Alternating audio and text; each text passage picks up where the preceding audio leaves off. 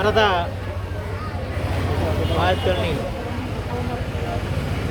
ఆదుకోవటానికి, వారికి ఆపన్న హస్తం అందించడానికి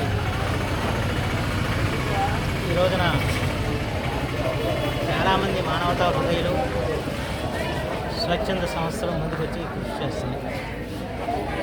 అలాగే రాజకీయ పార్టీల పరంగా కూడా ఇటు తెలుగుదేశం, జనసేన, బీజేపీ కూటమి వారు అహోరాత్రాలు ఈ సహాయ కార్యక్రమాల్లో పాల్పంచడమే కాకుండా వారి తోచిన విధంగా సహాయాన్ని కూడా అందజేస్తూ వచ్చారు. ఈరోజు తెలుగుదేశం పార్టీ పక్షాన ఎన్ఆర్ఐ బొబ్బా గోవర్ధన్ గారు అవనిగడ్డ మండలంలోని బాధితులందరికీ కూడా ఈ భోజన సౌకర్యాలు ఏర్పాటు చేశారు. అలాగే ఎన్ఆర్ఐ టీడీపీ వారు కూడా వస్తు సామాగ్రిని పంపిస్తామని చెప్పారు. నిన్న జనసేన ఎన్ఆర్ఐ వారు నిన్న కొంతమంది బాధితులకి దాదాపు 20 లక్షల రూపాయల విలువ గల నిత్యావసర వస్తువులను పంపించారు. అలాగే ఎన్ఆర్ఐ టీడీపీ వారు వస్త్రాలని పంపిస్తామని చెప్పారు.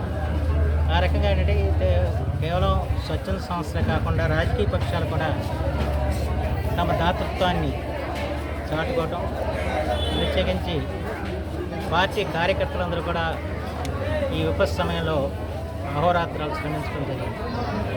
దాన్ని ప్రత్యేకించి చంద్రబాబు నాయుడు గారు ఆయనే స్వయంగా నడుం కట్టి ఈ రోజున విజయవాడలో ఉడమేరు బాధితుల్ని ఆదుకోవటంలో ప్రాణాలకు తెగించి ఆయన చేస్తున్న కృషి వాళ్ళందరికీ కూడా ఆదర్శప్రాయం విషయం అందరూ మనం చేస్తాం.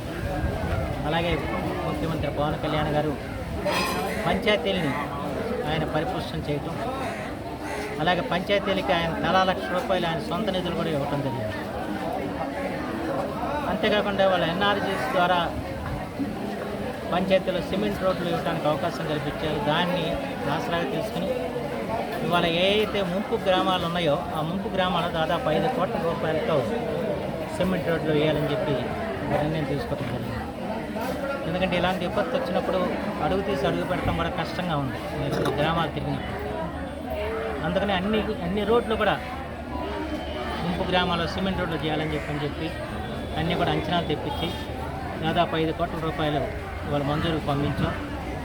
అవి రాగానే ఆ పనులు కూడా ప్రారంభించి ముంపు గ్రామాలకి మొట్టమొదటిగా చేసే కార్యక్రమం. అంచేత ప్రణాళికాబద్ధంగా ఈ గ్రామాలన్నీ కూడా అభివృద్ధి చేయాలని చెప్పి సంకల్పంతో ఉన్నాం. అలాగే జిల్లా పరిషత్తు అలాగే R&B రోడ్లు కూడా చాలా ధ్వంసమైన పరిస్థితుంది. వాటికి సంబంధించిన ప్రతిపాదనలను కూడా ప్రభుత్వానికి పంపించాం. అలాగే కరకట్టల గురించి మొదటి నుంచి మనం పోరాడుతూ వచ్చాం. తెలుగుదేశం పార్టీ తరఫున కూడా ఆ రోజున పోరాటాలు చేశాం. కానీ ఆనాటే ప్రభుత్వం పట్టించుకోలేదు. ఏదో భగవంతుడు కాపాడాడు కానీ ఇంకొక అడుగు 2 అడుగులో ఎత్తున వస్తే ఈ కరకట్టలన్నీ కూడా కొలిపోయి ఉన్నాయి. కానీ ఎక్కడైతే కరకట్టలు బలహీనంగా ఉన్నాయో ఆ బలహీనంగా ఉన్న కరకట్టలను పరిరక్షించుకోవడంలో గ్రామ ప్రజలు కానివ్వండి, అలాగే తెలుగుదేశం, జనసేన, బీజేపీ కార్యకర్తలు కానివ్వండి అహోరాత్రులు కృషి చేశారు, వాటిని సంరక్షించారు.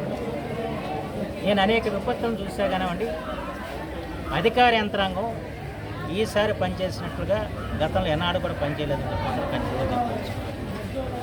ఇప్పుడు నాకు ఇక్కడ వచ్చిన బాధ్యతను చెప్పారు. ఇప్పుడు కూడా మమ్మల్ని ఇలా తీసుకొస్తూ ఉండేవాళ్ళండి, సరైన ఆలపాలన చూసేవాళ్ళు కాదు. కానీ వాళ్ళు చక్కటి భోజనం పెట్టారు పునరావాస కేంద్రాల్లో. ఎక్కడికక్కడ మా యోగక్షేమాలను విచారించారు. ఈ రకంగా గతంలో ఎప్పుడూ జరగలేదని ఇప్పుడు బాధ్యత నా దగ్గరికి వచ్చి అద్భుతం చదువుతుంటే నాకు చాలా ఆనందం అనిపించింది. అంటే ఈసారి చాలా పెద్ద ఎత్తున పునరావాస కేంద్రాల్లో ఇవాళ మంచి భోజనం పెడతాం కానివ్వండి, వాళ్ళకి కావాల్సిన సౌకర్యాలు కల్పించడం కానివ్వండి, అధికారులు చేసే కృషిని మాత్రం నేను హృదయపూర్వకంగా అభినందిస్తాను.